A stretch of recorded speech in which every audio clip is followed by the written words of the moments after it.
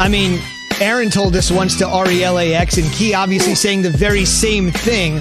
We're getting ready for a big one Sunday between the Packers and the Colts in Indy. Much of the country will get it, 4:25 p.m. Eastern time, so it'll be a lot of talk before we get to Sunday night and the big one Monday night. So, fellas, let's just discuss this. You asked me a few minutes ago what the Ravens' record was, Jay. It was 6-3. There's a logjam in the AFC at 6-3.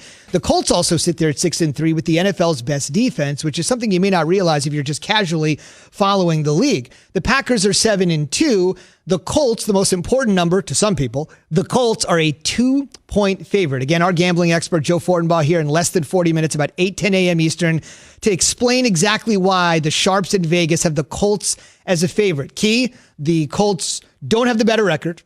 The Colts don't have the better quarterback.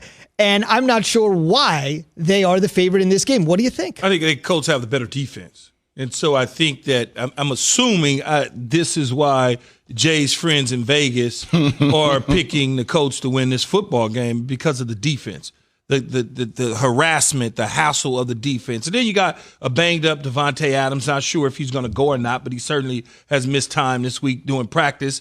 And then Lazar is coming back, so you don't know what that's going to be. And I think that that's possibly what they can be looking at. It's a field goal, right? I mean, it's or a two-point conversion is what they're up by. It's not like they're saying they're going to win by 10. Right. One thing, Jay, before you respond, I just want to say the line is always constantly moving as money continues to come in all around the world. The line has now been pushed down to 1.5, which essentially means many more people are betting on the Packers. So they've moved the line down to 1.5. Again, 1.5, 2 points. So what does that mean? That means at some point it'll be even? Isn't that what y'all call it, Jay? It's called like a pick'em game if it becomes easy, whatever. Even. Right. The more money that comes down here on Green Bay, the lower the line is going to get. So right more now, money that people bet on Green Bay, that number, that 1.5 shrinks. Correct. So at this particular point, people looked at it and said, wait a minute, Green Bay's the underdog in this game? I'm going to definitely bet on Green Bay. So as more people continue to do that, they're going to push the line down. Jay, your thoughts? I know Key and I got into it a little bit yesterday in the conference call, and he had the valid point. At the end of the day, you're going to take Aaron Rodgers over Phillip Rivers.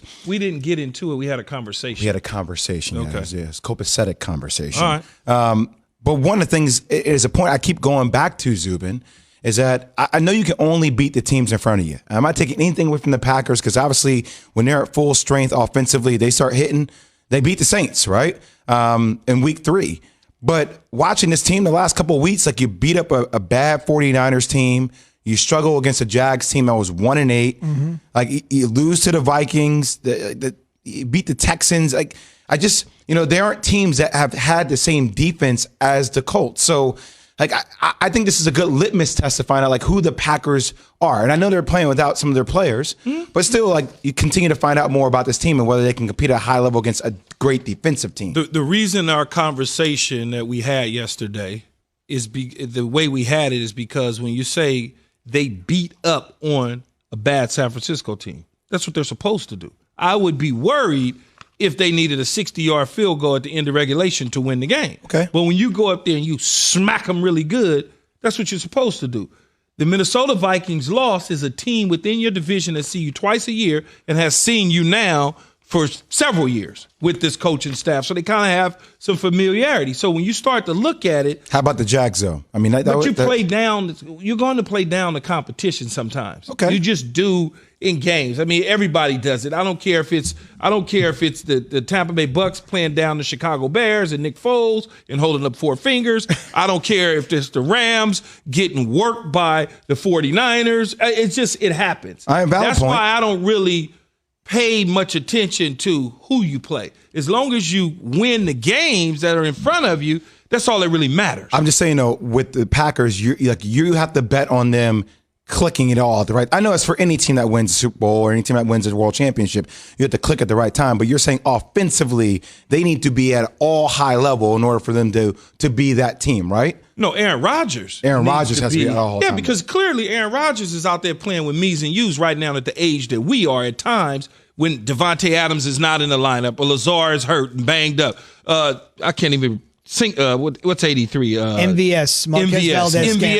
MVS has struggled. TJU. Yeah, all these names.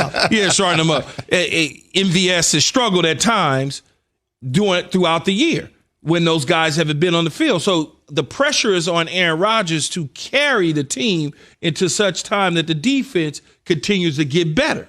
Two things here. One, the Jags have actually lost 8 in a row, but as you guys know, the Jags can actually do one thing really well. They can run the football. Yep. And if you can run the football, you're going to stay in some games, which is why Green Bay probably had a more difficult time getting rid of them. But to Key's point, sometimes you just play down to the level of your competition, knowing. Jaggy Wars. On the other side, Aaron Rodgers has said this, and this is something that hasn't been mentioned so far this year because there's been so much attention on Mahomes and Lamar and Russell Wilson and Kyler Murray. And that is, Aaron has said clearly, this is Aaron Rodgers. This is not the media, because Aaron can get a little ornery with the media, but that's okay. He's not in the media, so it's not a big deal. But he does get a little ornery with people in the press. But this is Aaron's own words. Not in the press either. These are Aaron's own words. If I don't win a second chip, I've left something out there. Yeah. Obviously, he's got the one Super Bowl, and one championship in any sport can define you guys. I mean, you're a Super Bowl champion, you're a national champion. They can never take that away from you. But he openly has said, I got to get a second one. And if I don't get a second one, it's not complete. Well, that's the way he feels, right? Because but that matters, right? I mean, well, if that's the way he feels, though. He feels that way. I don't feel that way about him. Mm-hmm. I'm satisfied with his one, but he needs to satisfy his own self by getting a second chip, right? He wants to be put up there with those guys that have 2 and 3 and 4 and 5. I don't know if you just have one that you can get into the same conversation with those guys. You know, it's like Aaron Rodgers won a Super Bowl. Okay, that's great. He has all these yards. Okay, that's great. How many championships you won? Oh, I got 4, Joe. What do you got, Tom? Oh, 7, you know. So it's that conversation that he wants to be a part of. What about you, Ben? Oh, I got 3 here now. You know, so that's the conversation that he wants to be in. And I don't blame him for that, because he deserves it. Whenever you've played as long as he's played and done some of the things that he's done in his career in the National Football League, you want to walk away with as much hardware as possible. Can you imagine if he said, I got a championship. I'm good, guys. I mean, this is who I love Aaron Rodgers. I really do. It's the same guy this offseason, Key, where the team drafts a quarterback and everybody starts to make all this speculation about what's going to happen. It's because they don't know nothing. And Aaron is just going at him in practice, like just setting the tone, like this is who this dude is. He constantly has a chip on his shoulder, and I love it. Well, when they drafted Jordan Love, everybody, like much to you said, they're getting rid of Aaron Rodgers. And I said, Aaron Rodgers will be signing an extension in less than 24 months. Y'all need to sit tight. Because, yes, they drafted him, but he's not replacing him. Right. It's just, you know, well, they should have took a receiver. No, they're fine. Just let it develop. We live in a microwave society. Instant. Everybody wants it now. Right. Let it develop. Let it take shape. Let's see what it is.